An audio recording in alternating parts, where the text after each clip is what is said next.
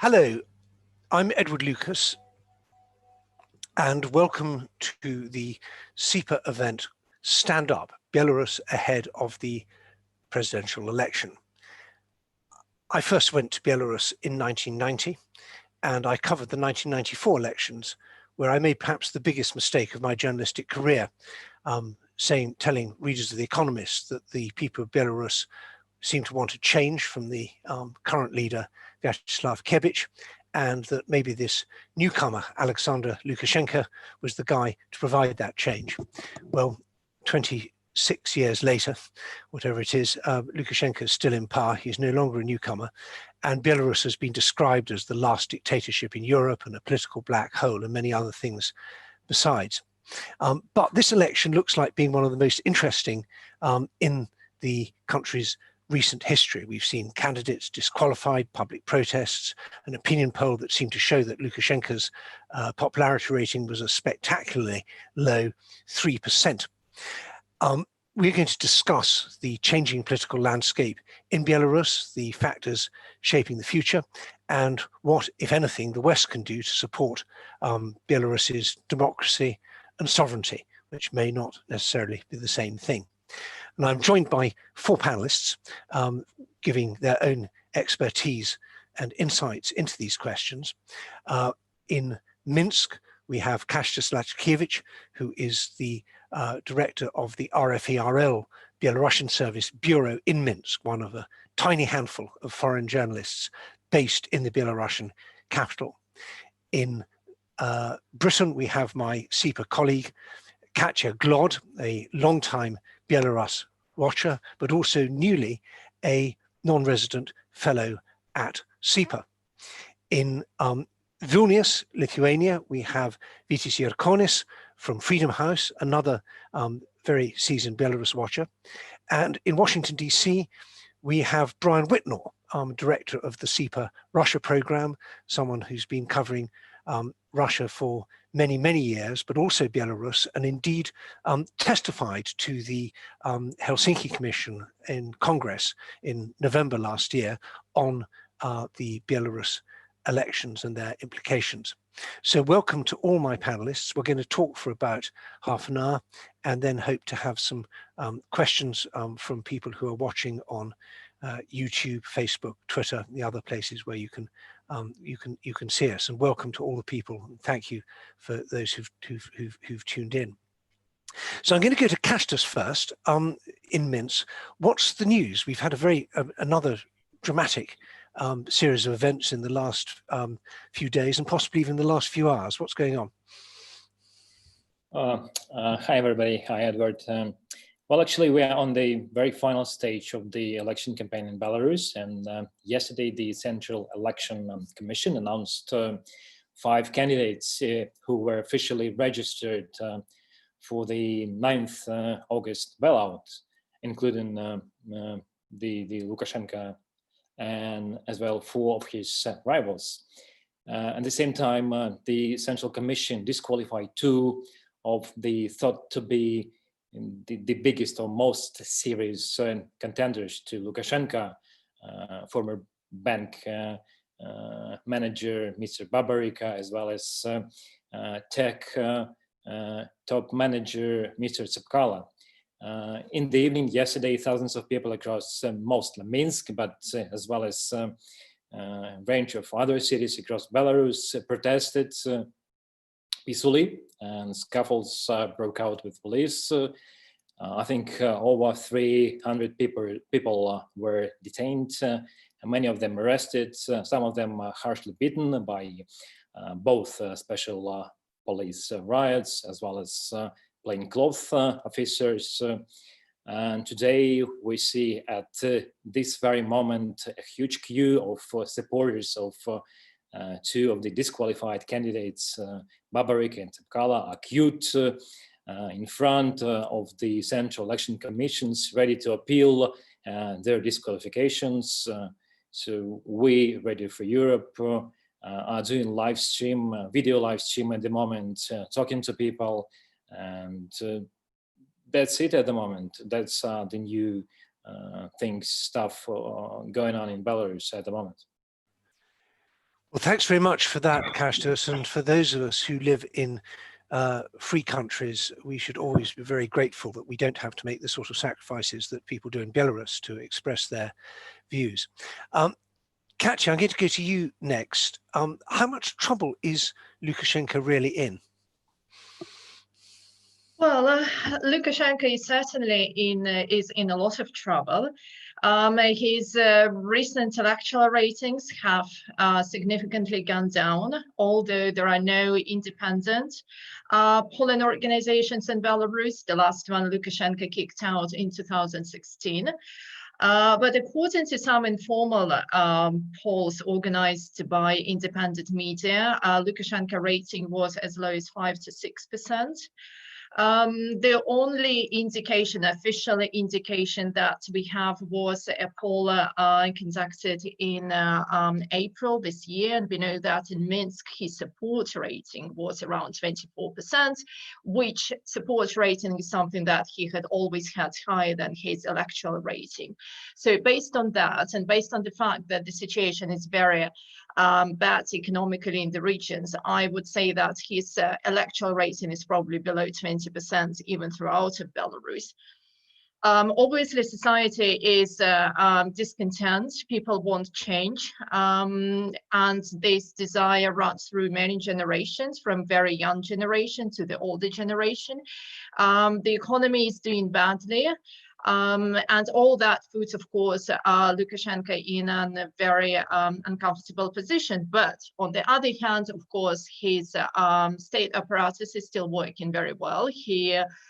Repression has had quite a serious effect on society, particularly on political bloggers, on those who try to organize and self-organize protest.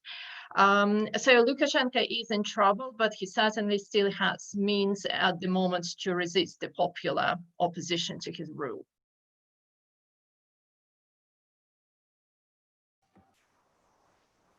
So he's in trouble, but not so much trouble that it's going to be difficult for him before the election, but maybe afterwards.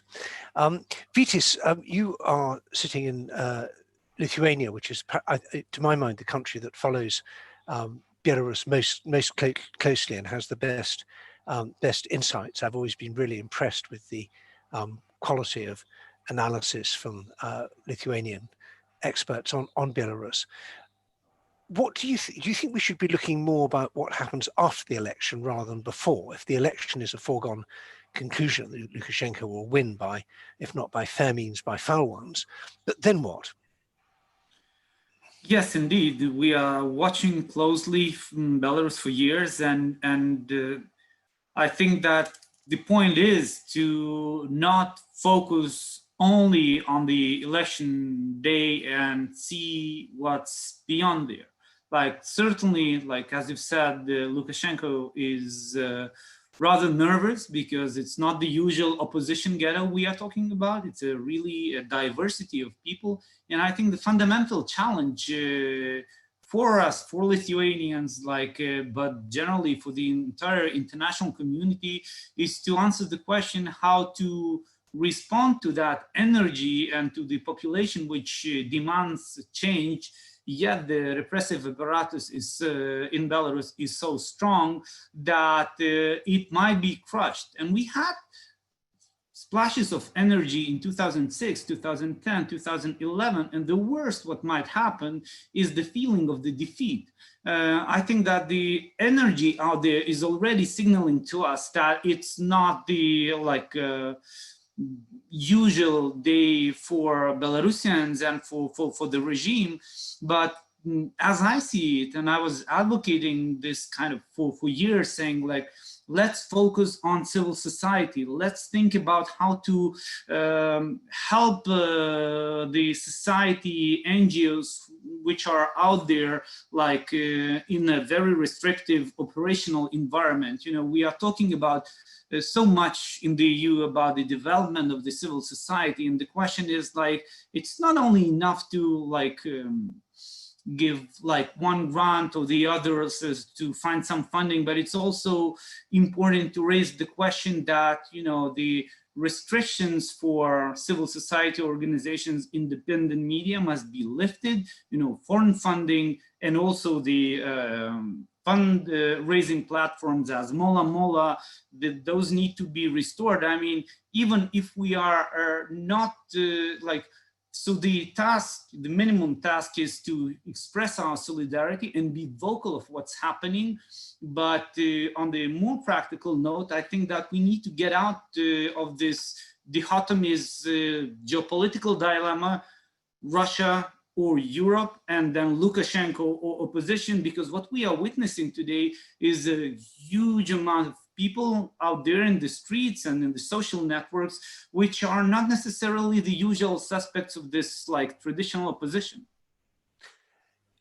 I think you've put your finger on a really important weakness in the Western approach, or the outside world's approach to Belarus in previous years, which has been this very reductive idea that it's either this or it's that.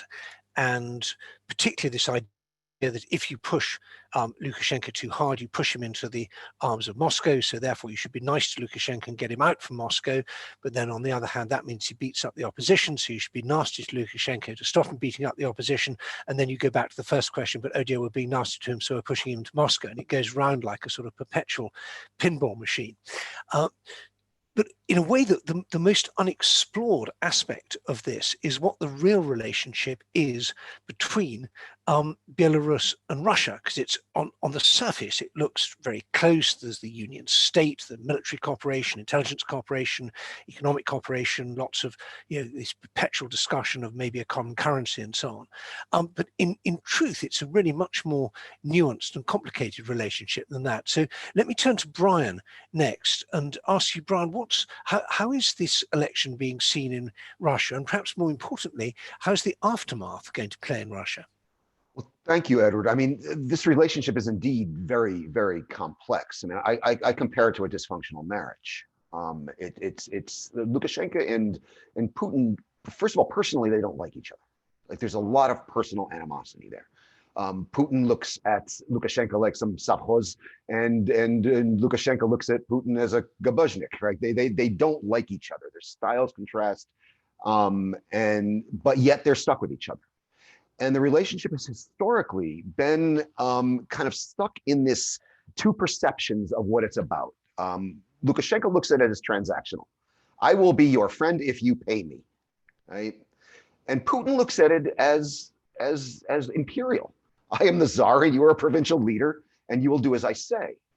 And up until now, this relationship has kind of skated along this way with these contradictions. But Putin is explicitly trying to make the relationship much more imperial.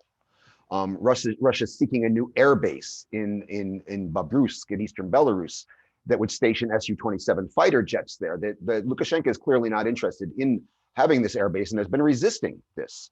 And Russia's been putting the pressure on.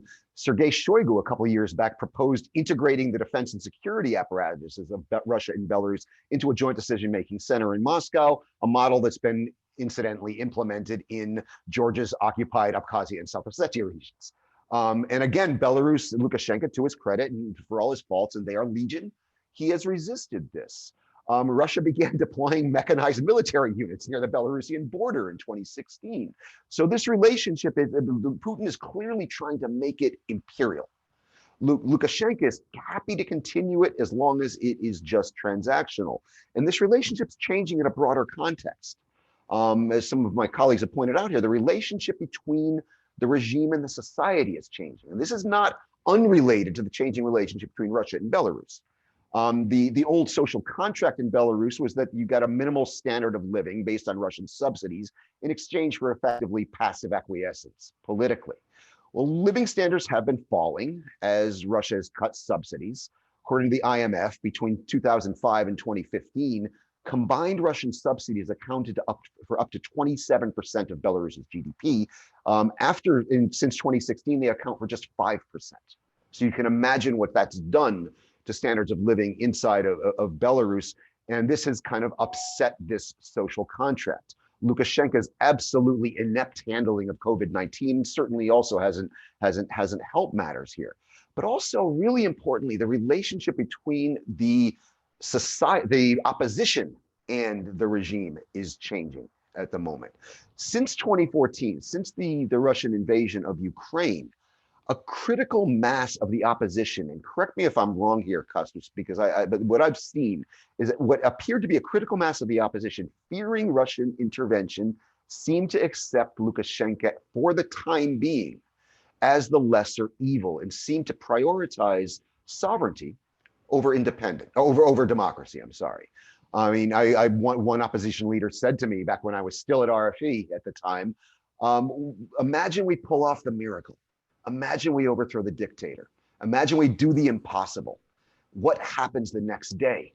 We have to face a much stronger and much more powerful and much more ruthless dictator next door. And so this was the calculation, but that right now seems to have changed, and the calculation within the opposition seems to be changing at the moment.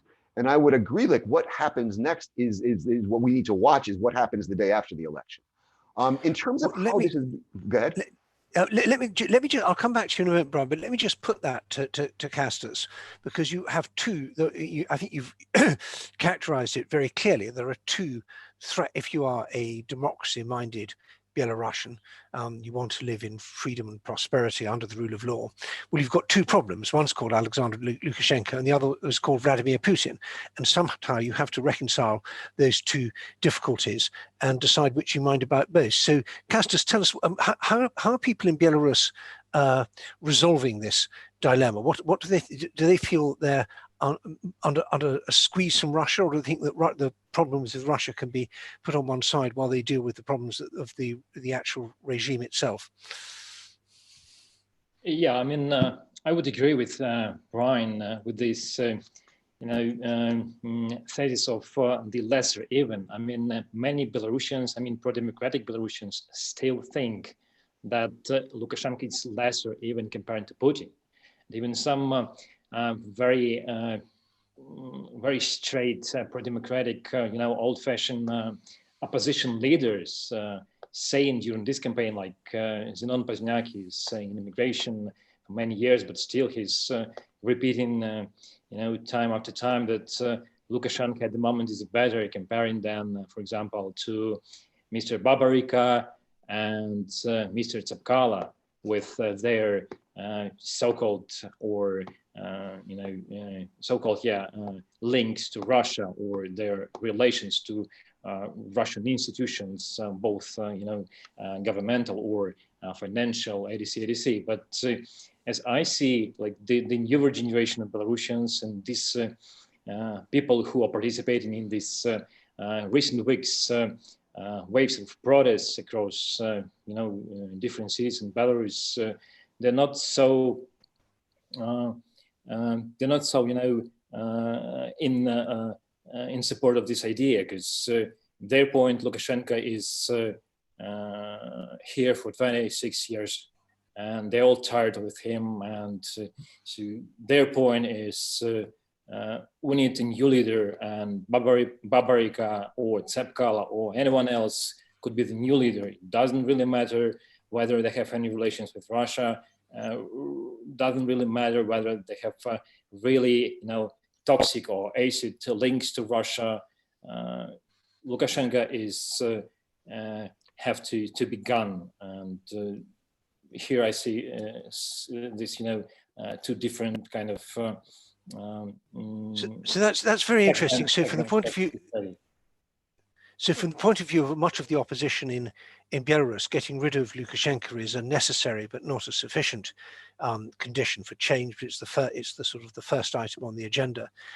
Whereas for some of the sort of older nationalist traditional opposition, they see the Russian links of the two leading candidates, who I think are now both banned, but they did have business ties to Russia.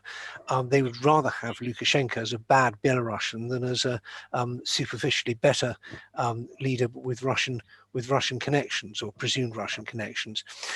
Let me turn to you next, Katia, and ask you also to just reflect on this sort of tension between the sort of the Russian vector and the democracy vector.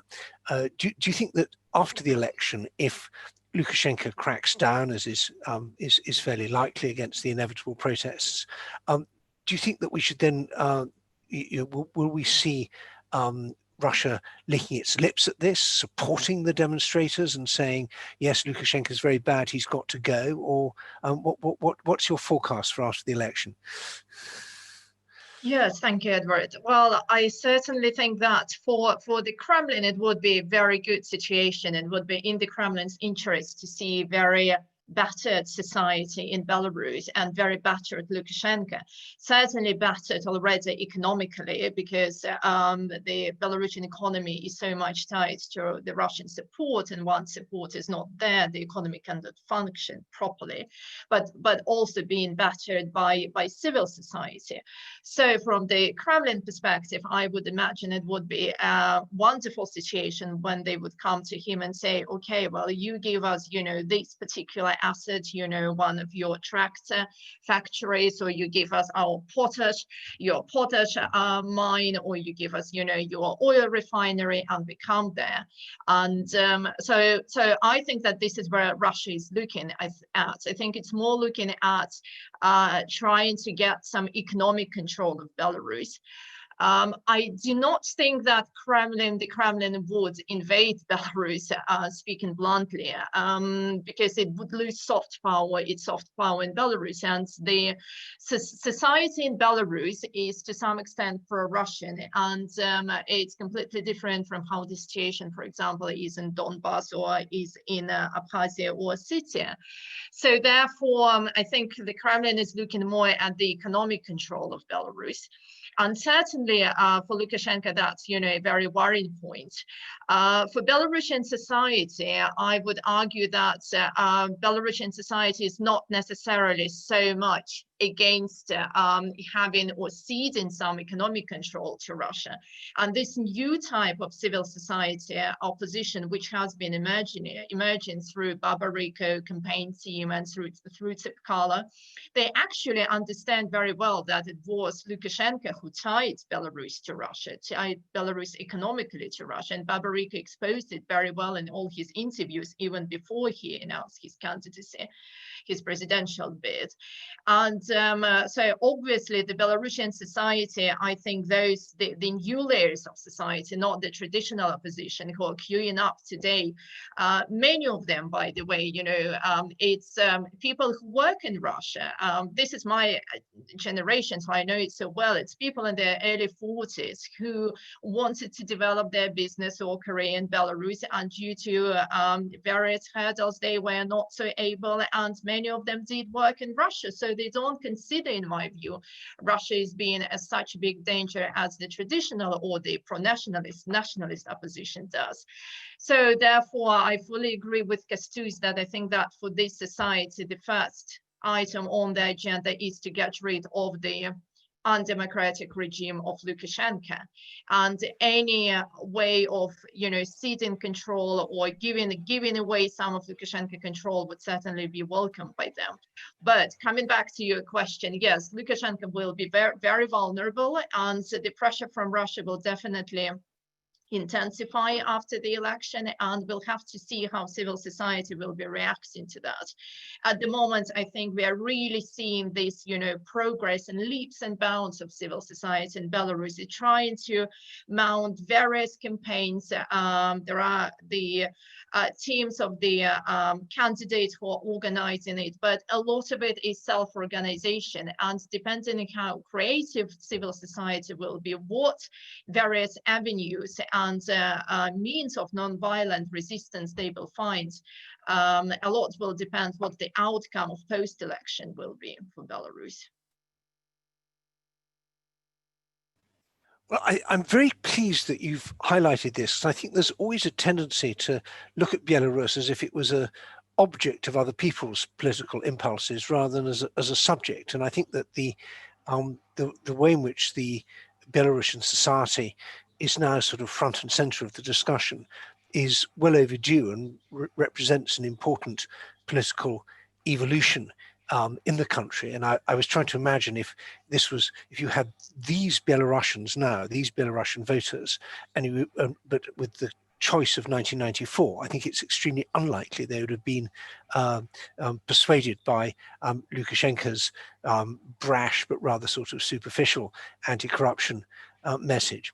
But I want to come back to come to Brian next, because I cut you off before when you were just because you raised an interesting point that I wanted to bounce off to Castus. But continue your train of thought from then, and perhaps also focus a little bit, if you would, on what the Western response should be, assuming Lukashenko does quote win unquote the election, and then cracks down against the people who perhaps really deserved the spoils of victory. Thank you, Edward. I mean, I would agree with Katia that I don't expect invasion to be the first, like the first order of business from Russia. What I expect to be is for them to first attempt to intimidate Lukashenko into being more pliant. So Lukashenko is going to appear weak after this election, win or lose, by hook or by crook, and he's going to need the Russians. And Putin's going to say to him, "You be a good little obedient boy, or I'm going to make trouble for you, and I can make trouble for you right now." So I think that's the first step. The next step up the ladder is some kind of orchestrated regime change. And only after that fails would be invasion. I don't think invasion is off the table. I think we would be really ridiculously Pollyannish if we took invasion off the table. Belarus, if you look at the Russian military press and how they look at Belarus, it is vital to their strategic depth. There is no country other than Ukraine that Russia requires, that Russia considers to be more vital to its strategic depth. And by strategic depth, they mean pliant regimes on their western border, right? Than Belarus. So I think, and Russia has escalation dominance in Belarus. Let's face it, they are willing to go farther in Belarus than we are. So what does the West do in this very difficult situation? What I've said before is that we need to send a very, very, very clear and unambiguous message to Moscow that as distasteful as we find the Lukashenko regime, and we find it deeply distasteful, we also regard Belarus's sovereignty and independence as absolutely sacrosanct. And any efforts to undermine Belarus's sovereignty and independence will be met with a response, and there has to be a clear and credible deterrent on the table, be it sanctions or otherwise there. But just because the Russians have escalation dominance in Belarus doesn't mean the West is completely helpless here. So I think we also have to work with this rising generation, because Katia, you rightly point out, this is a new generation. When I was talking to Belarusian opposition about this devil's bargain that they were making with Belarus because of the Russians, it was people like Alexander Milinkevich. It was an older generation of Belarusians. And you have this new rising generation here, which never experienced Soviet rule, which takes Belarusian independence and sovereignty as a given. And so they are looking at this differently. The West needs to work with this generation. The West needs to work with Belarus to create an economy that's less dependent upon Russia. Like I made the recommendation in my congressional testimony that we really should help develop this high-tech park that the regime is trying to create. This is not helping the regime. This is helping Belarus become less economically dependent upon Russia. And this could have the added knock-on effects of a more pluralistic society going forward. So of course, that does go diametrically against the previous policy, which was sanctions, isolate, and punish. Yeah, and I mean, I don't think these things are mutually exclusive. We could work with Belarusian civil society, help Belarus diversify its economy, which has the added political benefit of a potentially, developing a more pluralistic political system going forward, and at the same time sanction and punish those that violate human rights. These two things we can chew gum and walk at the same time. So I think we can do this, but the security implications here are huge. I mean, Belarus borders 3 NATO members. And I don't know about the rest of you, but I don't want Russian military power on the borders of our allies, Poland, Lithuania, and Latvia. That makes me very, very, very nervous. So I think we have to be doing what we can. So this creates this awful conundrum for somebody like us who believes in democracy deeply, but also believes in the security of our allies deeply. And so, and I think we have to find a way to thread this needle. It ain't going to be easy, but God, if you want an easy job, go sell shoes, right? Right. Let me turn to Vytis, because in Lithuania, we haven't mentioned this so far, but you have this really serious problem of the new Belarusian or Russian-backed, but Belarusian nuclear power plant at Ostrovets, which has been located in the most inconvenient and threatening site for Lithuanian national security, right on your border, with the result that a leak from that power plant could mean you had to evacuate Vilnius. It's a really provocative geopolitical move, effectively, by Russia, but on Belarusian soil. And you know, the Lithuanians have been urging concerted international action against this power plant and against the Belarusian government to drive the point home. So how does Brian's idea that we sort of hug Belarus close, help them diversify the economy, build economic ties with the West, how does that sound from a Lithuanian point of view? Thank you for raising that question. Is indeed, Ostrovets is a very complicated one, and oftenly it's an argument for many like Belarusians or European experts to dismiss any argument from Lithuania regarding Belarus, saying that, oh, they are angry because of Ostrovets.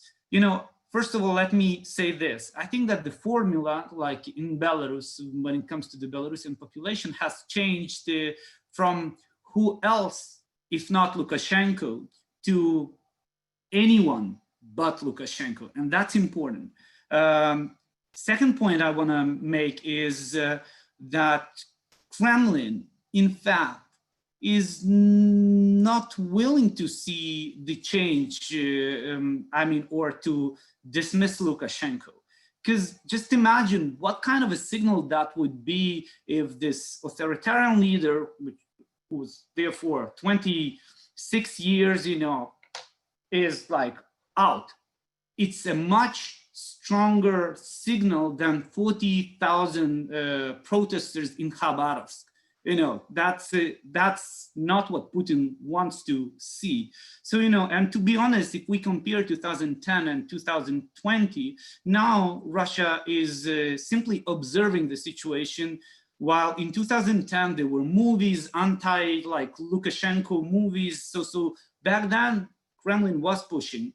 Now it's simply observing. And that's where Ostrovets is coming in. I don't think that, you know, like, yes, Lukashenko was resisting the military airbase for a reason, for a price. But meanwhile, at the very same time, he was like building or allowing rather Rosatom to build Russian object on the Belarusian soil for Belarusian debt, you know, which, and this kind of influence, like the technology, the human resources, this like also adds on to the like this influence of Russia. It's gonna last not for like 10 years, not for 20, but for 50 years and more, and that's huge. So from that standpoint, Lukashenko is Kremlin's guy. I mean, maybe not pleasant, maybe not super convenient, but still, you know, we have heard a lot of conspiracies in 2006 regarding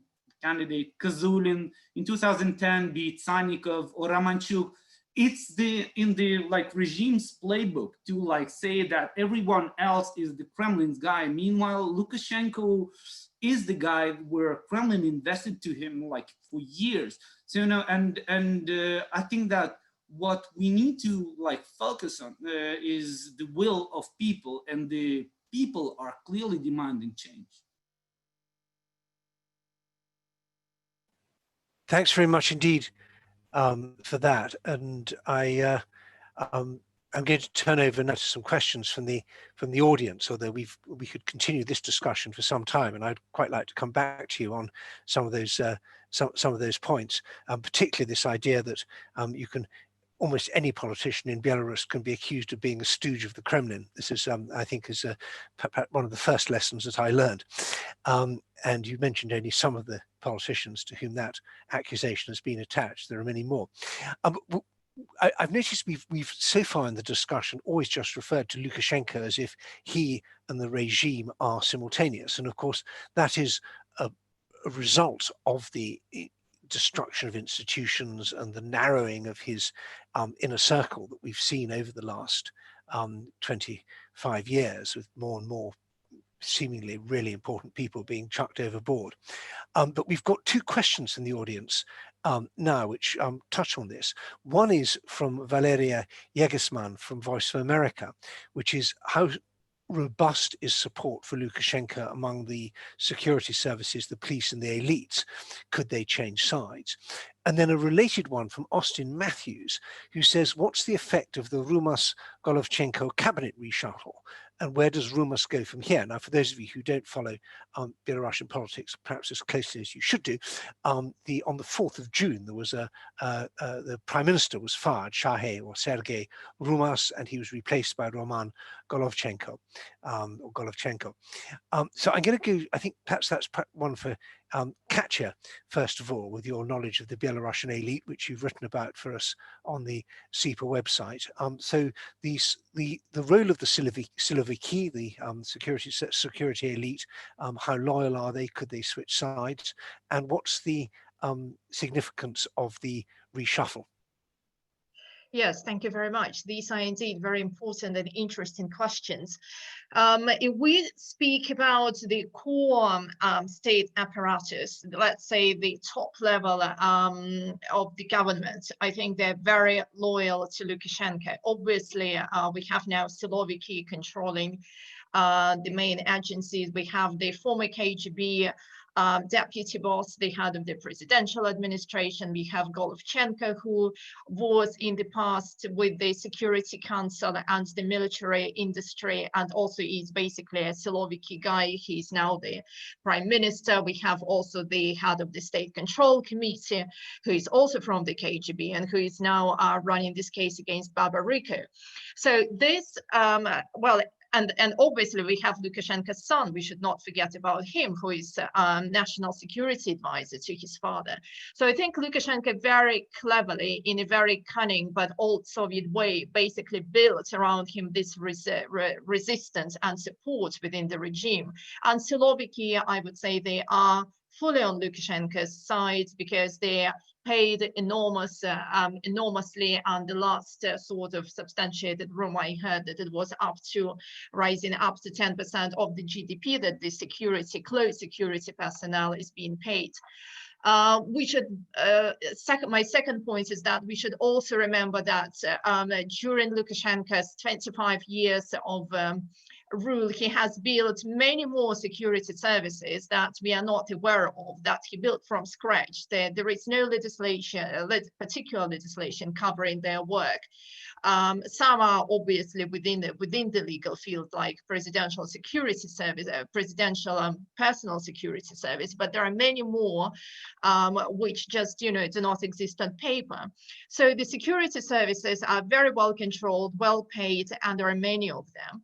But if we look probably a little bit further down, and we look at the level of the ministers or deputy ministers, obviously we do still have some technocrats, like in Russia, who would like to have some change, even though perhaps the two most prominent technocrats, like former Prime Minister Rumas and the former finance minister Yermolovich, have left the government. But nonetheless, there are still people like Mr. Snapkov, who are technocrats and who obviously do not, agree with these policies that come down from the presidential administration.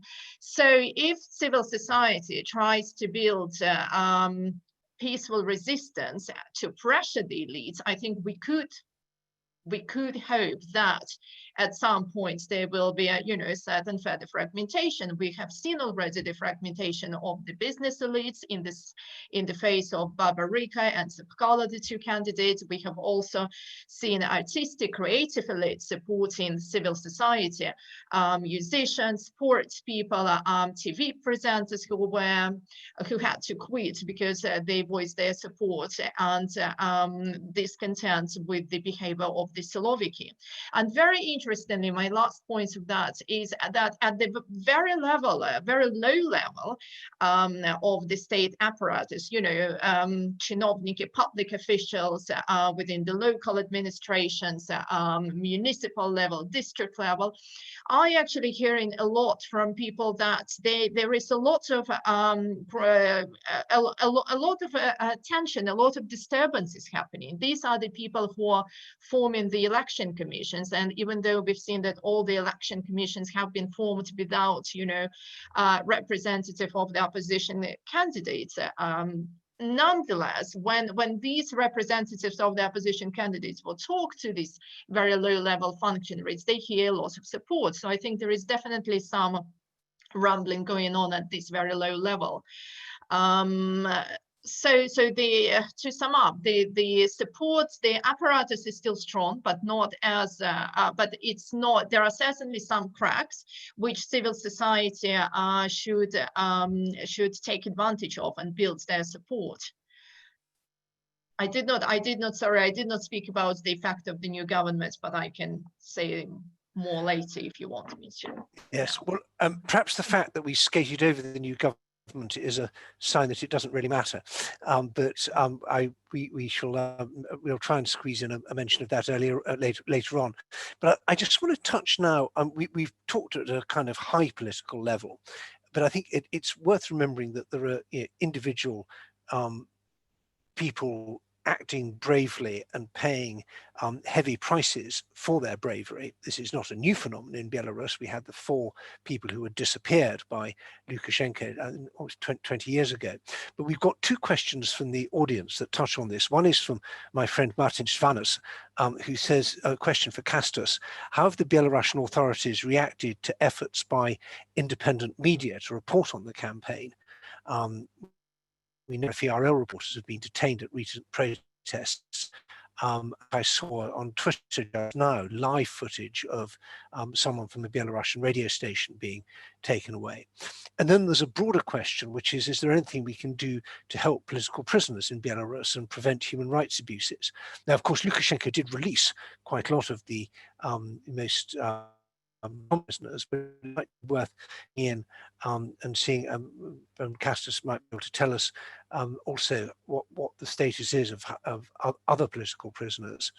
And then I might come to the other panelists and ask them for their views on whether Western pressure on the regime to protect human rights defenders from abuses has any effect. But first of all, over to you, Kastus, like being a journalist on this campaign. Well, I mean, it's not easy. We've seen the growing pressure from the government, from the official different bodies, starting from the beginning of the campaign and even earlier. Personally, Ready for Europe and Radio Liberty were threatened by the new minister from the new cabinet to get rid of all of our accreditations and just to get rid of our official status working in Belarus. And it has never happened in the history of independent Belarus. So it would be just, you know, a new historical fact supporting the Belarusian last dictatorship in Europe statement. So I mean, it's tough. They oppress all the most popular media in Belarus, and I'd like to say that I mean, most of the most popular media in Belarus, especially online on the internet, are independent medias. Tutbay Onliner, Belsat, Ready for Europe, etc. They're the most popular with the Belarusians, not the official Belta state agency, not the official, you know, TV channels working on the internet as well. So I would say that the government has lost their battle for the audience on the internet. So what could they do with this? Just to, you know, to oppress those who can beat, you know, in a clear battle, you know, in a rivalry. So I would say bloggers are like another very serious threat seen by the government. These are mostly people who are not professional journalists, and they're not politically associated with any political parties or organizations, and they could get in more and more popular with just a random public, especially in the regions. People like Stepan Nexta or many other people more famous locally. They're just getting more and more popular across the Belarus. So what government started doing is just to putting these people on jail, starting just detaining these people, attacking their families, threatening them, blocking their accounts. So it's a real issue here in Belarus. It's also like quite difficult to work for foreign media based in Belarus, mostly ready for Europe, and Belsat, Polish-supported TV station, which doesn't really have any official accreditations here in Belarus. So they're always under attack, and our journalists have been detained, I guess, 4 times in the last several weeks, which means the environment is really hostile. And it's also worth mentioning that we've been before the election at the point of the biggest thaw in U.S.-American relations, and we represent the U.S.-supported, media, and we face these threats and attacks and detentions and etc., etc.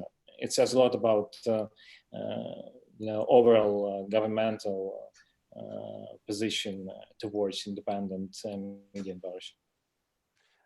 I want to come to Brian and then Vytis quickly. If you talk to friends of Belarus in the United States, like David Kramer, they would say that tough sanctions directly targeted at the regime bring clear results, and the regime lets human rights defenders out of prison. Do you think that human rights is dropping down the US-Belarusian agenda, Brian, and should it be going up again? It depends where you look at it on the U.S. agenda. For people for people in the permanent national security bureaucracy, certainly not. But things change with administrations. I think the thing we always need to remember is that Lukashenko is a gamer. As I was listening to Vytis talk about this and the way he's kind of played this, he's a gamer. But we have to learn how to structure this game in order to defend our security interests and advance the cause of democracy in Belarus. We can structure this game. But it's gonna be complicated, and you have to remember that this guy is a world champion gamer. Right? He's gaming with the Russians in the West and the resurgent Belarusian civil society and playing multi-dimensional chess here. I also did want to return to this this issue of what is going on in the court politics of Lukashenko's court and of the elite politics in Belarus, because all of us in the West need to up our games in terms of the Kremlinology of Belarus, for lack of a better term, because there's a lot going on here. Now, I would preface this by saying none of these people are Democrats. None of these people are liberals, and we should not call them as such. But there is a debate inside the Belarusian elite about the degree of dependency Belarus should have on Russia and the degree of independence and sovereignty it should have from Russia. There is a difference between an Igor Shynevich, the former interior minister who's since resigned, and Vladimir Merkey, the foreign minister. There's a significant difference there in terms of Belarus's geopolitical positioning. And so I think I just wanted to say we need to up our game there. As I said earlier, we have to thread this needle. I mean, we cannot diminish the importance of human rights in Belarus, because I see our conflict with the West as essentially normative. It's about these values. Right? So if we give up on this in Belarus, we're undermining the very principles we're supposedly fighting for. But at the same time, we have to figure out a way to preserve Belarus's sovereignty, because the security of our allies, Lithuania, Latvia, and Poland, absolutely depend on that. So it's not an easy needle to thread. And because somebody's focusing on the security piece doesn't mean they're throwing away the human rights piece. I think we can do both. We can chew gum and walk at the same time.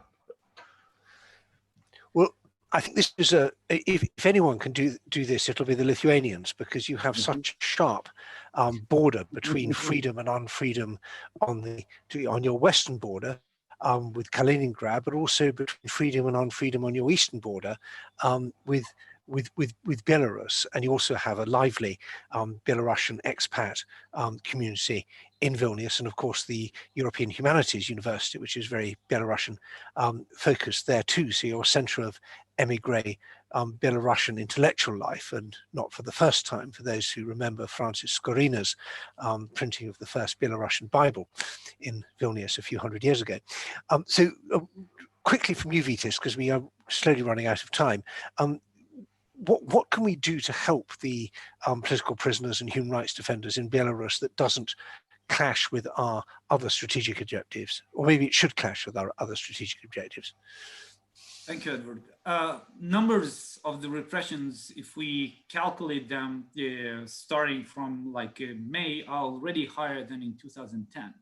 And that's a question whether like we should have a principled response. I mean, you mentioned my former boss and dear friend, David Kramer, like he was the one who was advocating for sanctions. And no, sanctions need to be very targeted, very like smart.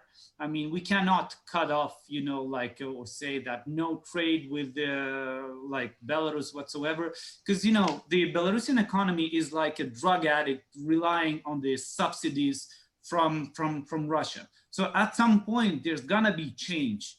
And, you know, we don't want Belarusian economy to collapse entirely. And, you know, the trade partnerships with be Poland, Lithuania is going to be a sort of methadone for that drug addict. So I think that we need to be vocal about the possibility of sanctions and, you know, and target those like who are involved in the human rights abuses, because that's also a clear signal to Russians. Like we do sanction because when we lifted the sanctions for Belarus, the one who was happy the most was actually Putin. He was observing like, well, they lifted sanctions for Belarus for basically doing nothing. We can wait. And we need to always think about how Russia is perceiving that. But I think that another way how can we help is initiating lots of like solidarity campaigns. I remember Freedom House together with the Lithuanian MEP, Petras Auštrevičius, did a solidarity campaign, MP for Freedom. You know, like we were selecting political prisoners in Belarus and pairing them with the MPs or MEPs at European Parliament. And also that this story of Belarus is not only a geopolitical discussion, but it becomes a personal story for any like MP who is willing to take to godparent the political prisoner. I think that eventually we want to see Belarus as an independent actor, you know, sovereignty and all of that. But there are people out there like who are being beaten, oppressed, and, you know, for them, it's the immediate necessity and priority that it's noticed, that like we are not ignorant about it and that we are vocal. So a principled response is needed. Thanks very much indeed, Vytis, for that, which is both, you know, both insightful and heartfelt. So we're running out of time now, and I'm sorry to Ina Ramashevskaya, who asked about the split in the nomenclatura and whether Babariko was close to provoking it and was therefore locked away. But I think we did touch on the need to try and split the regime where we can, and that such a split is both desirable and indeed possible. But we've got a final question, which is a very good one from Peter Borisov, who says, in the election, is this election a be careful what you wish for moment? And so my final question to all four panelists in a minute or two is, first of all, what do you wish for in this election? And secondly, in what respect should we be careful about wishing for whatever it is you wish for. So I'm going to go to Brian first. Brian, what do you wish for, and in what sense should we be careful about it? Oh, in an ideal world, I wish for a free and democratic Belarus firmly embedded in Western Western structures. That's my fondest wish. What I want to be careful about is that we at our own peril, we underestimate the potential for Russian shenanigans in the aftermath of this election. I am afraid of the fake Russian-sponsored Maidan. And that does not mean that everybody is in Russia's pocket or even anybody is in Russia's pocket. It's that Russia can manipulate instability and chaos for its own ends. And I think we really have to be vigilant and on our guard about this while not taking our eye off the goal of a free and democratic Belarus firmly embedded in Western structures. I want to see Belarus become a new Poland or a new Ukraine or a new Bulgaria or a new Romania. This is where I want to see Belarus at the end of the day. But I also understand the limitations of where things are right now. And right now, I'm deeply concerned about the security of Lithuania, Latvia, and Poland, and what a potential Russian absorption of Belarus would mean for that. These two goals are not mutually exclusive, but I think we have to really seriously calibrate how we pursue these goals. And I don't think we take our eye off of one to advance the other, or vice versa. I think we have to work toward both of these things. This is a dangerous moment, and this is a tricky moment. But this could also potentially be a watershed moment if we all play it right. So I guess that's how I would wrap up. Yes. I think we all wish for what you wish for, but I want to focus the question particularly on what do we wish for in terms of this election campaign. Do we want a real Maidan, or do we want a surprisingly strong showing for the opposition or whatever? But I also want to congratulate you, Brian, for using the word shenanigan, because people often say that the Russian word provokatia is untranslatable into English, and it certainly doesn't mean provocation, but I like to translate it as shenanigans, although this is we'll get that in the Russian English dictionary. Then. That is yet to appear in the dictionaries. So I think I'm going to go to Vytis next. Vytis, what do you wish for on election day, and why should we should be careful about maybe wishing for it? I think perhaps the best case scenario, because like elections are already not free and fair. I mean, and whoever makes that kind of request is like, hey, like, haven't you like seen what was happening in the streets and with the registration process? So, you know, like, I think perhaps the best case scenario is something which happened in Armenia, given also the complexity of the country, huge dependency on Russia. And, you know, this scenario, like, no matter how it seemed unlikely, you know, happened. So maybe that's the way to move forward. One way or another, we are not betting on people. You know, we are not in the position to do that, but we must stand for principles and values and for what Belarusians actually want. So how to sustain or respond to that energy and to go beyond the 9th of August, I think this is the fundamental challenge that we are facing now. I would second that, Vytis. That's a great point. Armenia is a good positive example here, and a similar example. I think it's really good to hear Armenia referred to as a good positive example, and I hope that the Armenians appreciate how important their own move towards greater democracy, stronger civil society, and maybe even slightly stronger sovereignty is. It sets a really positive example. Katia, what do you wish for? You're muted, Katia. Katia, you're muted. We didn't hear that. Yeah, sorry. I wish for this election to become a springboard for civil society in Belarus to rise, to build resistance through peaceful means, through a variety of various channels, so that after a certain time, civil society will be able to mount successful protests to this regime. Ideally, of course, I wish, you know, for large-scale protests that, you know, could topple the regime, but I don't think that's realistic. And in terms of what we should be careful about is, of course, bloodshedding, because I think it's a very likely scenario unfortunately might happen in Belarus on election day.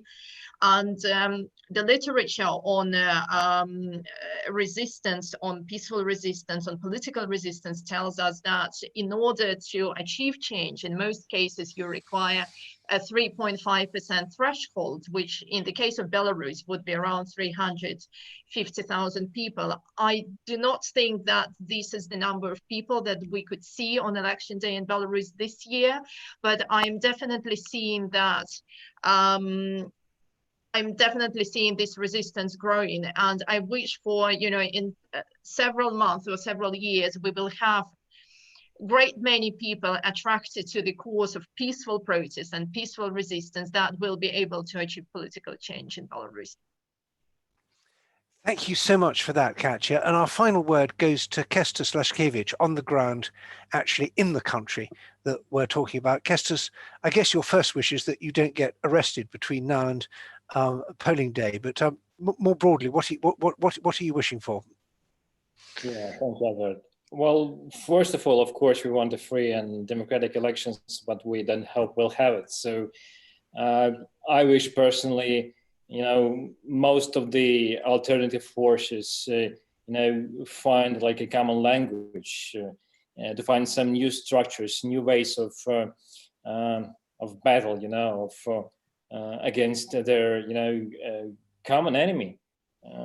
I wish new circles of the Belarusian population will be more and well informed about what's going on in the country. And I'm actually very hopeful because of the fact I've seen many younger generation faces during these peaceful street protests, chains of solidarity.